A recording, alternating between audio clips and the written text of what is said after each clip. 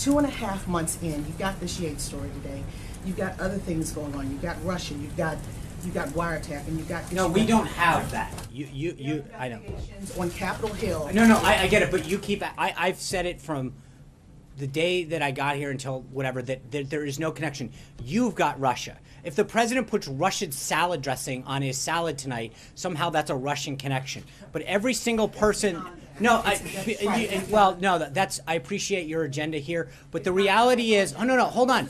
No, at some point, report the facts. The facts are that every single person who has been briefed on this subject has come away with the same conclusion. Republican, Democrat, so I'm sorry that disgusts you. You're shaking your head. I appreciate it, but understand this, that at some point the facts are what they are. And every single person who has been briefed on this situation with respect to the situation with Russia, Republican, Democrat, Obama appointee, career, have all come to the same conclusion. At some point, April, you're going to have to take no for an answer with respect to whether or not there was collusion. How do you change the perception of we're going to keep doing everything we're doing to make sure that what the president told the American people he was going to do, to fulfill those pledges and promises that he made, to bring back jobs, to grow the economy, to keep our nation safe. That's what he's been focused on since day one. We're going to keep focusing on that every single day. Comes Friday. Condi Rice did not support this president. She did not go to the convention. She comes. What is on the agenda, and how is their relationship? Has it healed since 2006 when he used a very negative word to describe? Here's what I'll tell you. It's interesting that you ask those two questions back to back. On the one hand, you're saying, what are we doing to improve our image? And then here he is once again meeting somebody that hasn't been a big supporter of his. Hold on. But April, hold on. It seems like you're hell-bent on trying to make sure that whatever image you want to tell about this White House stays, because at the end of the day, let me answer. Okay, but you know what? You're asking me a question, and I'm going to answer it, which is the president. I'm sorry. Please stop shaking your head again. But at some point, the reality is that this president continues to reach out to individuals who've supported him, who didn't support him, Republicans, Democrats, to try to bring the country together and move forward on an agenda that's going to help every American. That's it, plain and simple. So if you're asking what we're doing, I think we continue to do it, which is to bring groups together that have been supportive of him, that haven't been supportive of him, but to share a goal, which is finding common ground on areas of national security, of personal security, of economic security, of job creation, of safer communities, of education, of health care, that can unite us as a country and make the country stronger. Was it about Russia and Tillerson Friday? I think I'm not ready to when we're done with that, we'll see if we can have a readout. I understand that. We're not at Friday yet. I will have a readout when that's done. Cecilia. Thank you. A couple things on the Yates thing. So how and when exactly did the White House encourage her to testify? Well, the letter that her attorney sent literally says that if we do not receive a response by March 27th at 10 a.m., I will conclude that the White House does not assert executive privilege over the matters with respect to hearings or otherwise. I don't think you can be any clearer than that. And so you're saying now executive privilege does not... No, I'm not saying anything. I'm literally, that's what she wrote. The action was, if you don't act, then we will assume the following. Great. I don't think that you can read that any other way. It was I'm sure, a very talented, he is a very talented lawyer and wrote it specifically for it. We read it that way and chose to not act because we have no problem with her testifying, plain and simple. So executive privilege is not an issue for Sally Yates, would have not have been an issue for Sally Yates testifying. That's correct. Okay, thank you. And following up, one issue, you want to add? No, it's interesting. I mean, this is very clearly worded, and yet somehow you're asking me how to interpret that in any other way than literally reading plain English. Okay. Interpret something else for me. Does the president still believe that climate change is a hoax? I think you'll hear more today about the climate and what he believes. I think he understands. He does not believe that, as I mentioned at the outset, there's a binary choice between job creation, economic growth, and caring about the environment, and that's what we should be focusing on. I think at the end of the day, where we should be focusing on is making sure that all Americans have clean water, clean air, and that we do what we can to preserve and protect our environment. Francesca.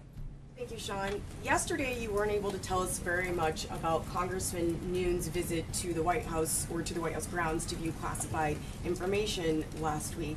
a Democrat on the committee today said that the White House would have known that he was here. The same Democrat also said that it looked like a criminal cover-up to him. My question to you is, have you learned any more information since we had this conversation yesterday about how he would have even gotten in and how he would have gotten cleared? And do you think that Congressman Nunes should recuse himself from being in charge of the Russia investigation at this point? Well, number one, on the latter part of that, it's not up to me. He's a member of the House. He's appointed by the Speaker. That is entirely up to the Speaker and the membership of the House of Representatives. We're not going to start commenting on that kind of stuff. I do think that he is running an investigation, which we asked for. And I think the thing that's important to note is there's somewhat of a double standard when it comes to classified information. When leaks are made illegally to the press, and you all report them, the coverage focuses almost entirely on the substance of the allegation and that are part of an illegal leak, not on the illegal nature of the disclosure, the identity of the leaks, or their agenda. But when the information that is occurring now, which is 2 individuals who are properly cleared, or 3, or whoever he met with, I don't know, that they are sharing stuff that is entirely legal with the appropriate clearances, and then there's an obsession on the process. And it's sort of it's a backwards way that when you all report on stuff with sources that are illegally leaking classified information, that's appropriate and fine. No one questions that, the substance of the material. When 2 individuals, or however many, are engaged in this process, have a discussion that is 100% legal and appropriate and cleared, suddenly the obsession becomes about the process and not the substance.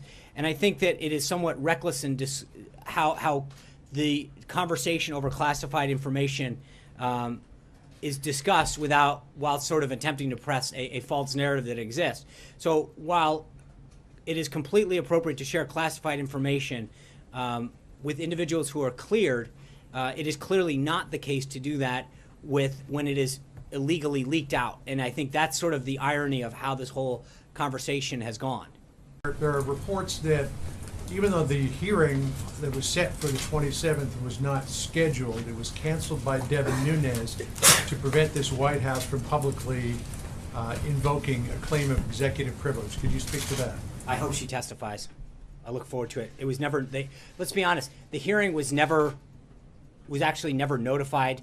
If they choose to move forward, great. We have no problem with her testifying, plain and simple. The report in the Washington Post is 100% false. The letters that they frankly publish on their website all back up everything I just read. All of the letters are available on their website. I hate to give them the traffic. But the reality is that they specifically say, if you don't respond, we're going to go ahead. We didn't respond. We encouraged them to go ahead. But to suggest in any way, shape, or form that we stood in the way of that is 100% false. Thanks so much, Sean. Just following up on your statement in regards to the Washington Post story that you say is false. Did the White House counsel office ever consider invoking privilege as it relates to Sally Yates testifying before this congressional committee? No.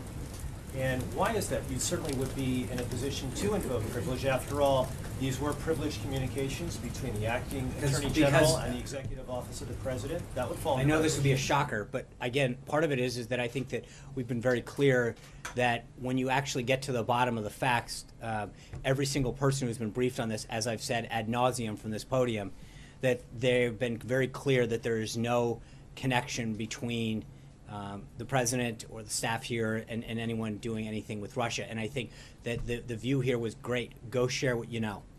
So, no, and that's why the Washington Post should be ashamed of how it handled this story. It was 100% false. The letters that they actually published back up exactly what we're saying. That she was asked about this information. Their attorney asked the DOJ. The DOJ said that she had to ask the White House. They made it very clear, if you don't do this, we are going to go forward.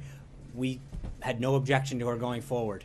That's it. I do. Matt goes next. I get it.